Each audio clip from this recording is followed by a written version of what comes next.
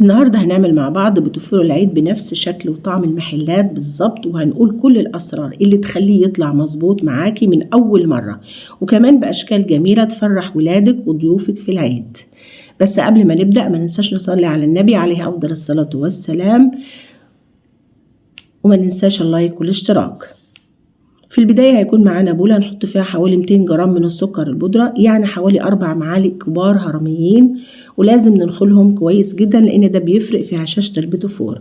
هنحط عليهم حوالي 3/4 كيلو زبدة غير مملحة بدرجة حرارة المطبخ، ما تكونش باردة، خلي بالك من الملاحظات الصغيرة دي. وبعد كده هنبدأ نضربهم، وبعدين زي ما احنا شايفين مع بعض هنضيف بيضتين كبار كاملين وصفار بيضة، ولازم يكون البيض بدرجة حرارة المطبخ، وننزل بالبيض واحدة واحدة. لما نضرب أول واحدة بتختفي بننزل بالتانية بنفس الصورة، ونبتدي نضرب فيه كويس جدا لحد ما القوام يكون فاتح معنا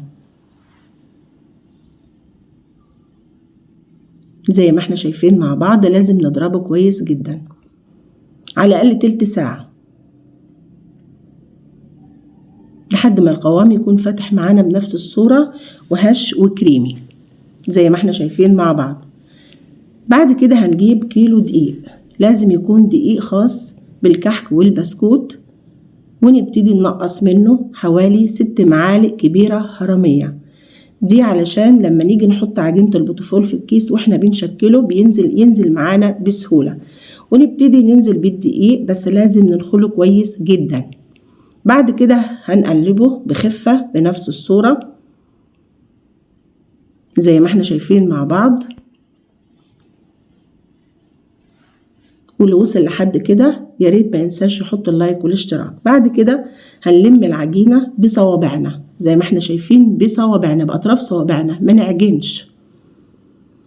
بعد كده شايفين العجينة وجمالها. بعد كده هنجيب كيس حلواني ونبتدي ننزل فيه بالعجينة، ونبتدي نشكل البوتفور على شكل وردات. ولما تخلص الكمية بندخل البوتفور على فرن مسبق التسخين على درجة حرارة 170.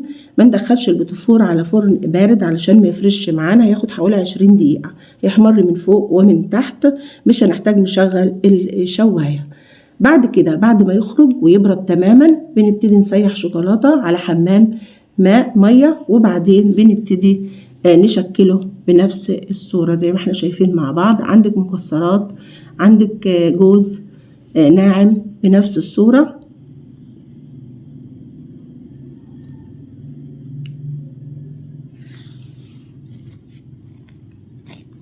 زي ما احنا شايفين مع بعض قد ايه هو خفيف وهش جدا، وعملناه بسرعة مخدناش وقت، وأوفر من نشتريه من بره بكتير.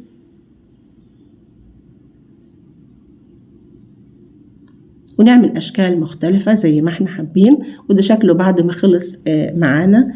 ألف هنا وشفا على كل اللي يجربه، وما ننساش اللايك والاشتراك، واستنونا بفيديو جديد، ومع السلامة.